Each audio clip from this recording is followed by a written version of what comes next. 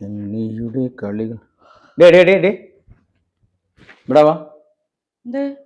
ഇവിടെ ഒരു കാര്യം ചോദിക്കട്ടെ. ഇവിടെ ഇരിക്ക്.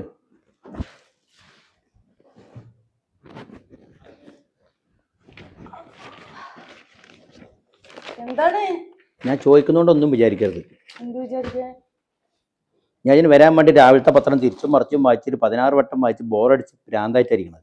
എന്തിനിങ്ങനെ തിരിച്ചും മറിച്ചും വായിച്ചിട്ട് ഭ്രാന്താവായിരിക്കണ പോലെ പണിക്കും പോക്കൂടെ? എന്റെ മൊബൈലിൽ 10 വയസ്സില്ലെന്ന് അയമത്തേലും തോണ്ടി കളിക്കായിരുന്നു. ഇതിനോട് റീചാർജ് തരാന്ന് രാവിലെ പറഞ്ഞല്ലേ പോകുമ്പോ റീചാർജ് ഇട്ടാ അതിനെങ്കിലും പൈസക്ക് അവനവന് സമ്പാദിച്ചൂടെ? ഞാൻ റീചാർജ് എന്താ ചെയ്യാത്ത എന്താന്ന് സൗകര്യം ഉണ്ടായില്ല. എന്ത് സൗകര്യം? ഇന്ന് ശമ്പളം കിട്ടുന്ന ദിവസമല്ലേ? കിട്ടിയില്ല തന്നെ. അതെ അത് എന്നോട് ചോദിക്കണേ. അപ്പൊ ഈ പണിയെടുക്കുന്ന തന്നോടല്ലാണ്ട് പിന്നെ ആരോട് ചോദിക്കല്? എന്റെ ബോസിനോട് ചോദിക്കണോ? ശമ്പളം തരാത്ത ചോദിക്കണോ? അത് കയറിയിട്ടില്ല. അവർക്ക് എന്തെങ്കിലും ബുദ്ധിമുട്ടുണ്ടാവും, അതുകൊണ്ടായിരിക്കും ശമ്പളം കയറിയിട്ടില്ല. ഈ മിഞ്ഞാന്ന് കയറും പറഞ്ഞാണല്ലോ. ശരിക്കും മിഞ്ഞാന്നല്ലേ കയറേണ്ട ദിവസം? അത് കിട്ടിയിട്ടില്ല.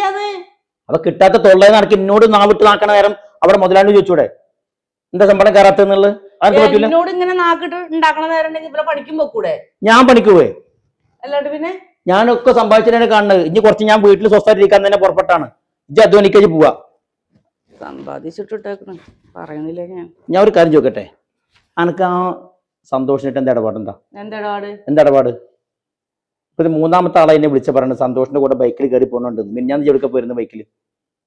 ഇവിടുന്ന് വീട്ടിൽ നിന്ന് ഇറങ്ങിയല്ലോ. പണിക്ക് പോണില്ല എന്നുള്ളത് ശരി, 10 വയസ്സ് വരുമാനം ഇല്ല എന്നുള്ളത് ശരി. അതിനിടയിൽ കൂടി സംശയരോഗം കൊണ്ടും കൂടി എന്റെ അടുത്ത് വന്നിട്ടുണ്ടല്ലോ. വിവരം അറിയിട്ടുള്ള കാര്യം ഞാൻ പറയാം. ഇത് സംശയമല്ല. സന്തോഷിന്റെ കൂടെ പോയോ ഇല്ലേ? എന്തെങ്കിലും ഒരു ദിവസം നേരം വൈകി വന്നു കഴിഞ്ഞാൽ അപ്പൊ തുടങ്ങും പണ്ടാറടങ്ങല്. ഞാൻ ചോദിച്ചതിന് മുഖത്തേക്ക് മറുപടി ചോദിച്ചാലല്ലേ മജന്തി കിടന്ന് ഉരുണ്ട് കളിക്കണം. എന്താണ് ഉരുണ്ട് കളിക്കേണ്ട ആവശ്യം? ഈ സന്തോഷത്തോടെ പോയോ? പോയി. മിഞ്ഞാന്ന് പോയോ?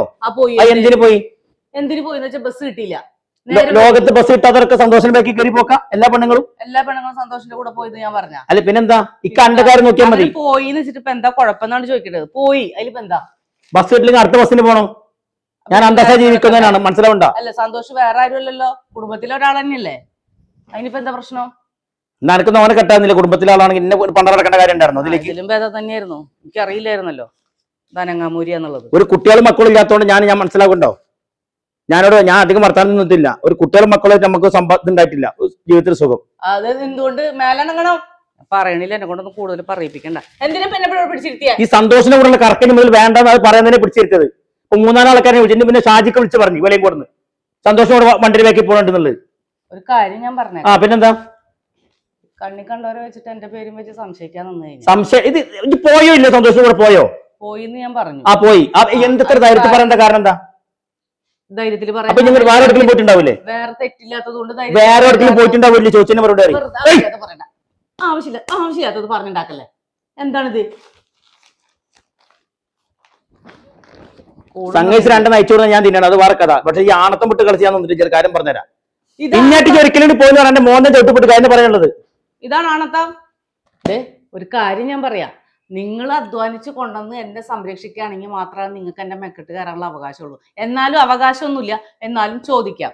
ഇത് ഞാൻ അധ്വാനിച്ചു കൊണ്ടുവന്ന് എന്റെ ചെലവിൽ ഇവിടെ സുഖിച്ച് ജീവിച്ചിട്ട് പിന്നെ എന്നെ ഉണ്ടാക്കാൻ വന്നു കഴിഞ്ഞാൽ ഞാൻ ഒരു കാര്യം ചോദിച്ചോട്ടെ. ഞാൻ ഒരു കാര്യം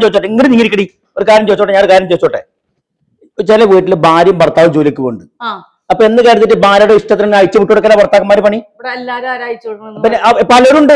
പലരും അയച്ചു വിടാത്തവരുണ്ട്, അയച്ചു വിടുന്നുണ്ട്. അതിന്റെ അർത്ഥം എന്താണ്? എന്റെ പോക്ക് കിട്ടുക. ഞാൻ പറഞ്ഞു ഭർത്താവ് പണിക്ക് പോകണ്ടല്ലോ. ഭർത്താവ് പണിക്ക് പോകും. എത്ര ചില ഭർത്താക്കന്മാർ കൊഞ്ഞെടുക്കുന്നുണ്ടാവും. ആരോഗ്യമില്ലേ? പോയി പണിയെടുത്ത്. ആർക്കെല്ലാം പണി?